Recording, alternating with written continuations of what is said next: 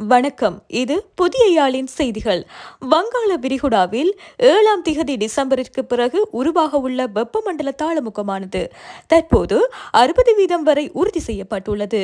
இது இலங்கைக்கு அருகால் தனது நகர்வை தொடரவுள்ளதால் இலங்கையின் வடகிழக்கு மாகாணங்களில் டிசம்பர் 11ஆம் திகதி தொடக்கம் டிசம்பர் 16ஆம் திகதி வரையும் கனமழைக்கான வாய்ப்புகள் அதிகம் உள்ளது.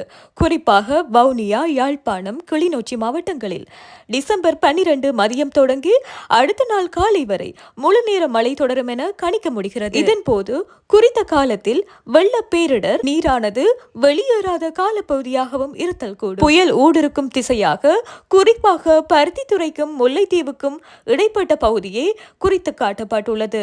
அதாவது திருகோணமலைக்கு வடக்கில் சொற்ப தூரத்தில் அது புயலாக உருப்பெற்றால் யாழ்ப்பாணத்திற்கும் நாகப்பட்டினத்திற்கும் இடையே அது வெளியேறும் என்பதே தோற்றப்பாடாகும். இம்முறை குறித்த காற்றழுத்த தாழ்வு நிலையால் அதிக மழையினை வடமாகாணத்தில் உள்ள 5 மாவட்டங்களும் தமிழகத்தில் சென்னை முதற்கொண்ட திருச்சிராப்பள்ளி வரையான பகுதிகளை உள்ளடக்கிய பிரதேசங்களும் எதிர்கொள்ள உள்ளன.